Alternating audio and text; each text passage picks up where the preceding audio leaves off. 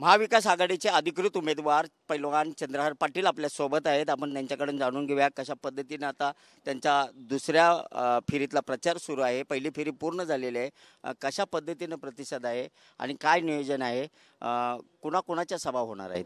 अतिशय उत्स्फूर्त प्रतिसादामध्ये आज आमची प्रचार फेरी सर्व विधानसभा मतदारसंघामध्ये चालू आहे। जवळजवळ 4 ते 5 तालुक्यांमध्ये आम्ही आता पोहोचतोय तालुक्यांमध्ये आणि येणाऱ्या काळामध्ये आमची पहिली 1-2 फेऱ्या झालेल्याच आहेत। पण आज उमेदवार म्हणून महाविकास आघाडीचा अधिकृत उमेदवार म्हणून आज मी बाहेर पडलेलो आहे आणि अतिशय उत्स्फूर्त प्रतिसाद मिळतोय की ज्या ठिकाणी जाईल तिथे ज्या गावामध्ये जाईल त्या गावामध्ये ज्येष्ठ लोक असतील, युवक असतील, महिला असतील, प्रत्येकाशी बोलून संवाद साधून जी विकास कामं आतापर्यंत झालेली नाहीत आणि काय काय करणार आहे मी हे सर्व समजावून सांगून प्रत्येकाच्या संपर्कात ये वाला लेते हैं। Inverter AC. आप गैम्बलर हो ना?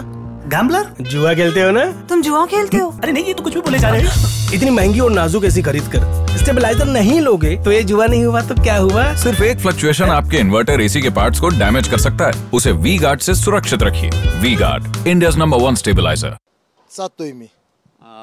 विशाल पाटील यांना उमेदवारी नाकारल्यामुळे कुठेतरी काँग्रेसमध्ये नाराज आहे। विश्वजित कदम असतील, विशाल पाटील असतील, जयश्री वहिनी असतील, पृथ्वीराज पाटील असतील, विक्रम सावंत असतील, या प्रमुख पदाधिकाऱ्यांशी कार्यकर्त्यांशी काय आपली चर्चा झाली आहे का? कशी नाराजी दूर करणार? चर्चा काय झालेली नाही माझी, पण येणाऱ्या 1-2 दिवसामध्ये नक्की चर्चा होईल त्यांच्याबरोबर। पण महाविकास आघाडी म्हणून सर्वजण आम्ही 2-3 पक्ष सर्वजण एकत्र काम करतोय। इंडिया आघाडी म्हणून भारत देशामध्ये इंडिया आघाडी काम करते, त्यामुळं महाविकास आघाडी म्हणून आम्ही आमच्या वतीने प्रयत्न केले, काँग्रेसने काँग्रेसच्या वतीने प्रयत्न केले, पण आज जागा ही शिवसेना उद्धव बाळासाहेब ठाकरे पक्षाला सुटलेली आहे। त्यामुळे महाविकास आघाडी म्हणून सर्वजण आम्ही एकत्र काम करणार आहोत आणि काँग्रेस पक्षसुद्धा आमच्याबरोबर प्रचारात सहभागी होईल येणाऱ्या 2-3 दिवसात, मला ठाम विश्वास आहे। आपण अर्ज कधी भरणार आहेत आणि कोणत्या कोणत्या प्रमुख नेत्यांच्या सभा या सांगलीमध्ये होणार आहेत, काय माहिती? 16 तारीख किंवा 19 तारीख ह्या 2 दिवसाचा कुठला तरी एक दिवस आम्ही अर्ज भरणार आहोत।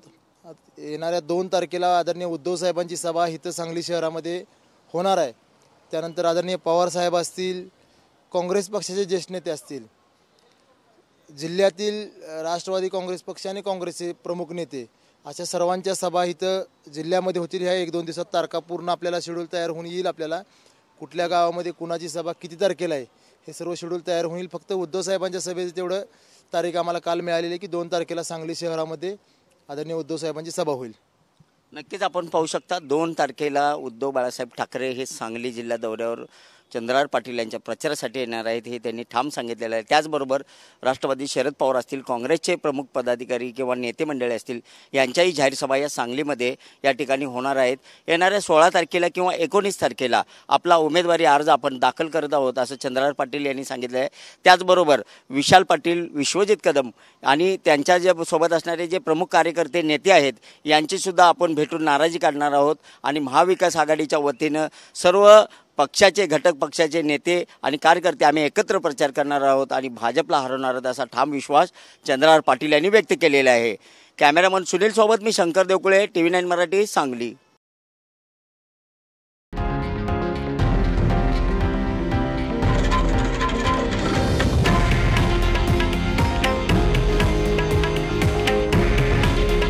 हे आहे देशातील नंबर 1 न्यूज नेटवर्क आणि आपण पाहत आहात TV9 मराठी। काळजी तुमची, हित महाराष्ट्राचं।